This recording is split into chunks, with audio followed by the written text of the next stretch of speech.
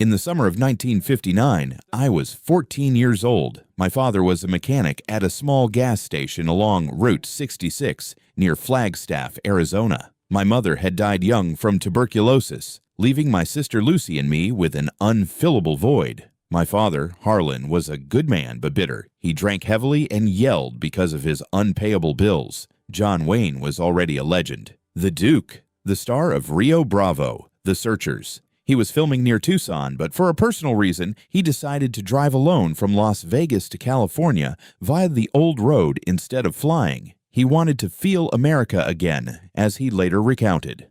His brick red 1957 Ford van broke down in the middle of the Mojave Desert, about 40 miles from my father's gas station. No water, no radio, just a spare tank of gas and a bag of dry bread.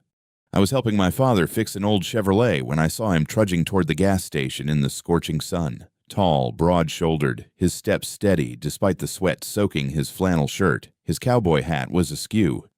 "Hello, young man." His voice was deep and hoarse with thirst. "Is this gas station still open?" My father recognized him immediately. "Good heavens, John Wayne, are you stuck?" He smiled, a tired but genuine smile. "Call me Duke, sir. And yes, I am stuck. Can you fix the truck?" While my father and two other mechanics towed the truck away, Duke sat in the shade with Lucy and me. Lucy, then 8 years old with big round eyes, held a tattered rag doll. She handed him a glass of cold water. "Thank you, little girl," Duke said, his voice unusually gentle. "You're like my daughter when she was little." He told a few funny stories about the film set, but I sensed he was worried. It wasn't because the car broke down, but because of his schedule. He had appointments with family in California and a charity event for a children's fund he quietly supported. That night, my father said it couldn't be fixed by morning. Duke decided to sleep in the old cabin behind the station. I couldn't sleep. The desert night was bitterly cold. I sneaked out with a water bottle and some biscuits. Duke was sitting on the porch, smoking a cigar, gazing up at the starry sky. "Aren't you afraid, Elias?" He seemed to know my name somehow. "I'm just curious. You're a star. Why are you driving alone?" Duke laughed loudly, his laughter echoing in the night. "Because sometimes even stars need to remember they're human. Hollywood is full of lights and lies. This desert, it's real." He told me about his childhood in Winterset, Iowa, about his pharmacist father, about how he learned to ride a horse and shoot a gun from real people, not scripts. Then he asked about me. I told him everything. About my mother, about my father who drank, about my dream of becoming a writer but fearing poverty. Duke listened without interrupting. "Boy, heroes don't always wear capes. Sometimes heroes are just the ones who stay behind and fix cars for strangers."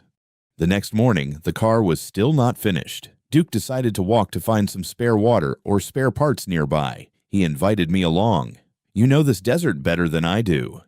We walked for about 2 hours under the scorching sun. Duke carried a hunting rifle and a knife. We found a small oasis with a little water, but not enough. Around noon, we found ourselves in a rocky area. Duke spotted an opening leading into a cave. "Come inside to escape the heat, boy." Inside, it was cool and damp. We lit a fire with dry branches to light our way. The cave was about 30 meters deep, ending in a vertical rock wall. Duke held his torch and approached. "Look, Elias." On the wall were ancient drawings. Not ancient Indian cave paintings, but inscriptions and drawings by 19th century migrants, interspersed with more modern inscriptions. But what made Duke stop was a deeply engraved inscription in clear English, dating from 1932. "I've been stuck here for 9 days. No water. My family is in Tucson. If anyone finds me, tell Mary and the children that I love them. I have no regrets about being alive. Thomas Tom Whitaker, father of 3 children." Below were carvings of children, a house, a horse, and 3 children holding hands. Duke touched the inscription, remaining silent for a long time. The torch trembled in his hand. "He didn't survive," Duke said softly, "but he left behind love." I wept, not because of the stranger, but because I suddenly saw my father in it. My father was also stuck in the pain of losing my mother, and I had never told him that I loved him. Duke sat down, his back against the wall. He told me about the times he nearly lost his family because of his hectic filming schedule, about his regrets for not spending more time with his children. "Life is short, Elias. Don't let the desert, whether real or the desert of your heart, swallow you up." He took a knife and carved another line below. Tom Whitaker did not die in vain. Duke and Elias found him in 1959. We will bring his message home. John Wayne. We emerged from the cave in the late afternoon. Duke seemed changed. He walked faster, more determined. On the way back, he told jokes to help me forget my fatigue. When we arrived at the station, the car was repaired. My father was surprised to see us return safely. Duke paid us double, then did something nobody expected. He invited my whole family into his truck and drove straight to Tucson to deliver a message. We found the Whitaker family. Mary Whitaker, a prematurely gray-haired widow, wept uncontrollably as she read the message. Her 3 children were now grown, 1 a teacher, 2 farmers. They embraced Duke as if he were a relative. Duke refused credit. He simply said, "I was just a messenger. Tom is the hero." As the sun set behind the fiery red mountains, the 1957 Ford truck was finally repaired. My father wiped the sweat from his forehead, his hands blackened with engine oil. Duke, John Wayne, stood leaning against the hood, smoking his last cigar of the day. He was tall, his shadow stretching long across the desert ground. "Mr. Harlan," Duke said softly, his deep voice like distant thunder, "Elias has told me a lot about you. You're a good father." My father gave a bitter smile, wiping his hands on his worn apron. "I'm just a mechanic, Mr. Wayne. Life here, it's not easy." Duke placed his large hand on my father's shoulder. "I know, the desert spares no one, but today, in that cave, Elias and I found something. Not gold or silver, but a message from another father. Would you like to hear it?" My father nodded. Duke recounted Thomas Whitaker's words, his voice trembling in places. I stood not far away, cradling Lucy, who had dozed off in my arms. I overheard, "Mr. Harlan, don't let the pain of losing your wife consume you. Your children need you more than they need a perfect father." That night, Duke and my father sat on the gas station porch until late. They drank black coffee, talked about war, about Hollywood, about shattered dreams. My father told me for the first time about my mother, the gentle woman who had died of tuberculosis when I was 7. Duke didn't offer empty comfort. He just listened, then shared stories of times he had nearly lost his family because of his hectic filming schedule. The next morning, Duke decided, "I'm taking your whole family back to Tucson. Give a message to Mr. Whitaker's wife and children. Elias, get in the car." The 200-mile journey on Route 66 felt longer than ever. Lucy sat on my lap, singing broken folk songs. Duke drove, telling stories from the film set, how he struggled with the director to keep the scenes authentic, how he turned down roles simply because he didn't want to teach children pointless violence. I asked him, "Duke, are you afraid of dying?" He laughed loudly. "Yes, I am, but I'm more afraid of living without leaving a mark. Like Tom Whitaker, he died, but his love remains on the stone." When we arrived in Tucson, the Whitaker family welcomed us like family. Mary Whitaker, her hair prematurely gray from grief, trembled as she held a copy of Duke's engraved inscription. She sobbed, hugging Duke and me tightly. "Thank you. Tom waited 17 years for this message to arrive."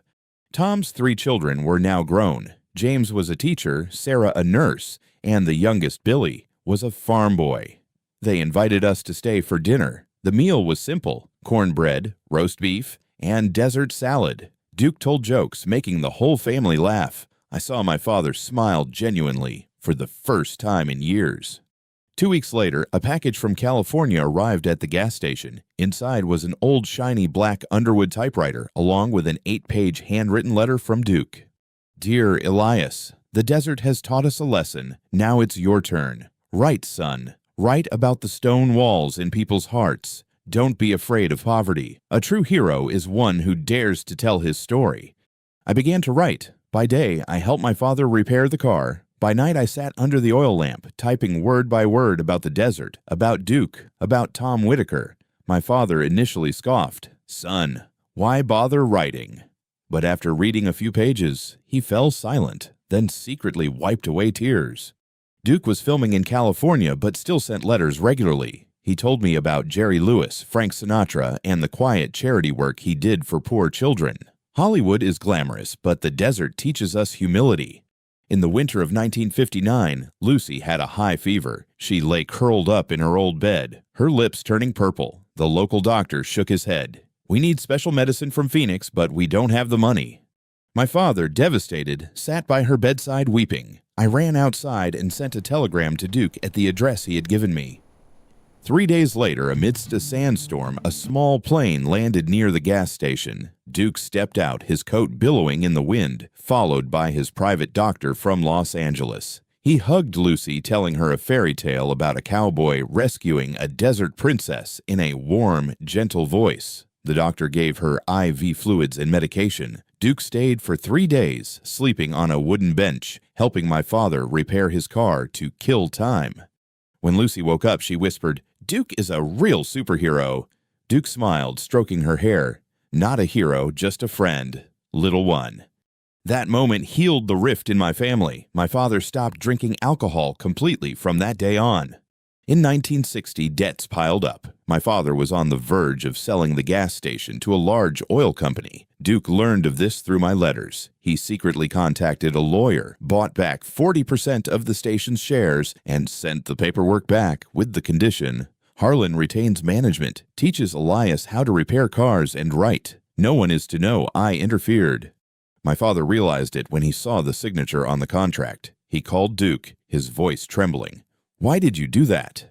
Duke replied, "Because that stone wall taught me that family is more important than a movie set." The gas station became a stop for many Route 66 drivers. I would repair cars while telling stories about Duke, and many people began carving words of hope onto the small stones I brought home. In the summer of 1960, I stayed at the Whitaker's house for a month. James taught me to ride a horse. Sarah told me about her father, a man who persevered to the very end. Billy took me into the desert, showing me secret oases. I learned forgiveness. Forgiveness for fate, for my father, and for myself for having once resented. Back home, I wrote my first short story, The Wall in the Desert. In 1961, Duke returned to Arizona with his wife and children. We went back into the cave together. Each of us carved a message of hope. Duke's daughter, a beautiful little girl, drew a house and wrote, "Love never loses its way." We transformed the cave into a silent temple of hope for future travelers. In 1962, the local magazine published my story. Duke wrote a 2-page introduction. Elias Thompson learned from the desert what Hollywood sometimes forgets. A hero is someone who knows how to love. I began my writing career. In 1965, my father died of heart disease. Before he passed away, he held my hand and said, "Son, Duke didn't just fix cars. He fixed the hearts of our family. Tell this story to your children and grandchildren."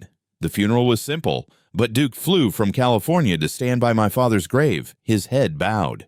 In the years that followed, I published 3 books about the unsung hero. Each one was dedicated to Duke and Tom Whitaker. I got married, had children, and taught them lessons from the stone wall. Duke continued his career, but always made time for charity and family. We met a few times a year, sharing stories of the desert. In 1979, Duke was diagnosed with cancer. I flew to visit him in the hospital. He was thin, but his smile was still warm. "Elias, is that wall still there?" "It's still there, Duke, and many others have added messages." He took my hand. "Good. My life wasn't wasted. Yours, too. Keep telling the story."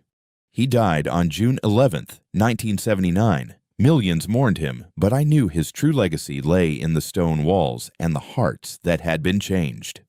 Today, I took my grandson to the cave. The walls were covered with inscriptions from all over the world. I recounted the whole story. My grandson touched Duke's inscription and said, "Grandpa, I want to be like Duke too." I smiled, tears streaming down my face. "You will succeed, because the desert can never conquer love.